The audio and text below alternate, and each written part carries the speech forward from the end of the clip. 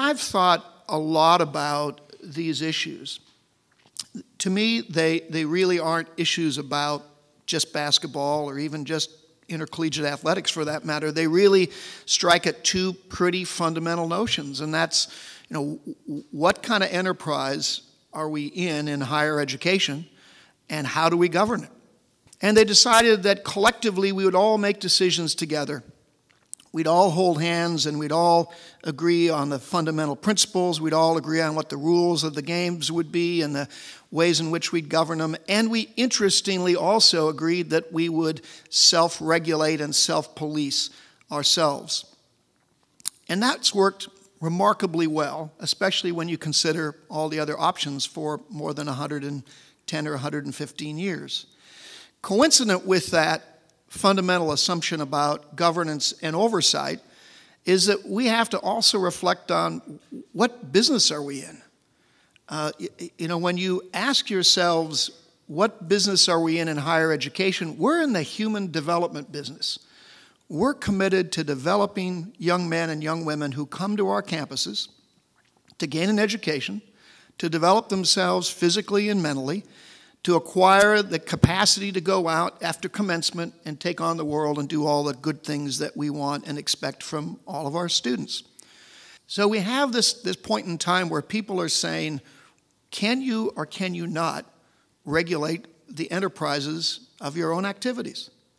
And it's not just in athletics, it's across the board in higher education. When our pollsters asked the American public about universities and the relationships to their student athletes, 79% of Americans said big universities put money ahead of their student athletes. Now, I can't think of anything right now 79% of Americans agree to, but they agreed to that. 69%, when asked whether or not big schools and big school sport were part of the problem or the solution to the issues of college sports, 69% said those schools are part of the problem, not part of the solution. 51% said the NCAA was part of the problem, not part of the solution. Those are numbers that should cause us a lot of anxiety, because that tells us what people are thinking of right now, our ability to manage our own affairs, not just in college sport, but in higher education.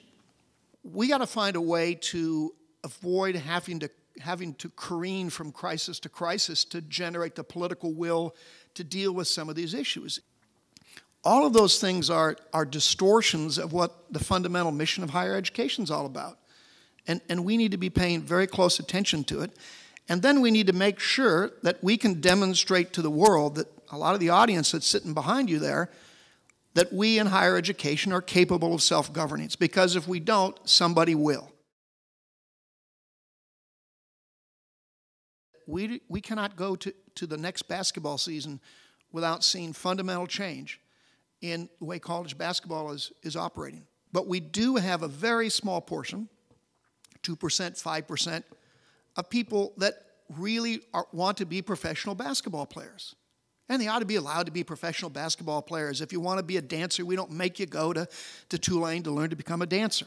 The NCAA has a great opportunity here to change this dialogue.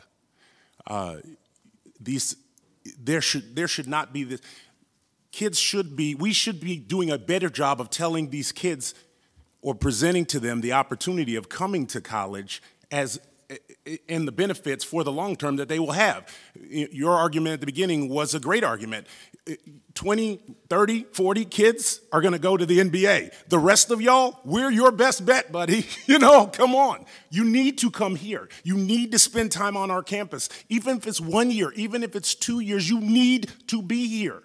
You need to make the connections. You need to see a different world. You need to open up your horizons. And that's what these kids need to understand. That dialogue needs to change. There needs to be, instead of having a dysfunctional relationship where the kids see the NCAA as the enemy who's going to pursue them if they take a little money here or if they do something wrong here, the NCAA should be that organization that says, we're your best lifelong friend. You come here and we will change your view of the world. We'll change your perspective and you will have a friend for life.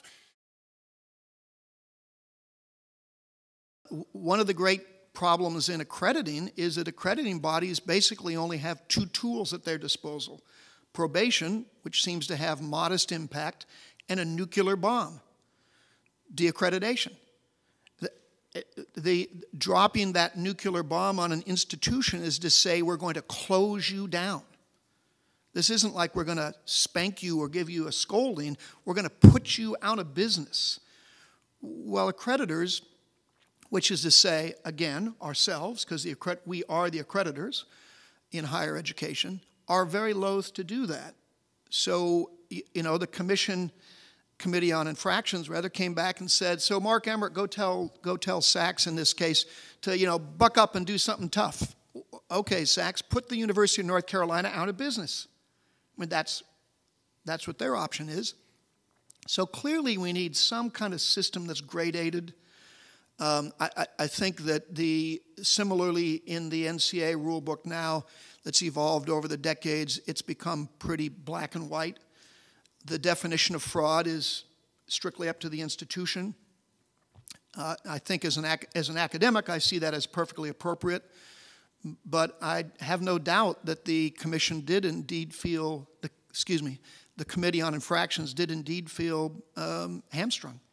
But they're hamstrung by, again, our own systems of saying, who do we want to hold ourselves accountable for what were, at the end of the day, academic failings?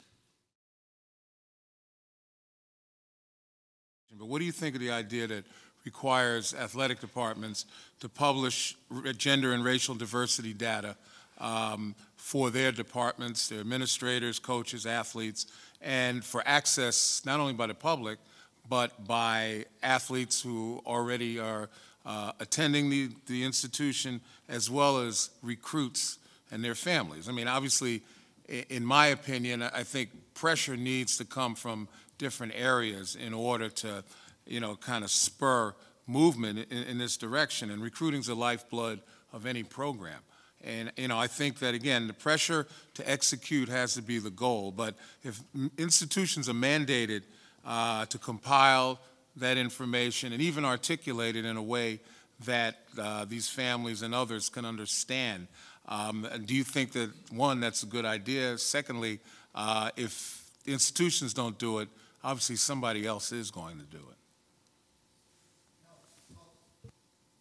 Well, first of all, I think your base assumption's spot on, Len, and that is that pressure has to come from a variety of places. There's a lot of folks that would like, me included, to have an NCAA Rooney Rule.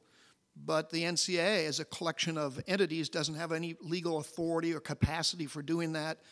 A lot of states' labor laws would forbid it, et cetera, et cetera. So there's just no way to do that, as desirable as that might be. The data on women and minorities in administrative positions, including commissioners, with due deference to the one to your left, is inadequate, to say the least. In many ways, it's embarrassing. So I would be very supportive of the kind of provision of data and transparency you're talking about. Again, the NCAA itself probably lacks the authority to do that because private universities don't release all their data, right? I'm not one of those that loves to run to Congress for things around higher education, but that's probably the only way you'd be able to force everybody to reveal those data. But I think they'd have a positive impact for all the reasons you just said.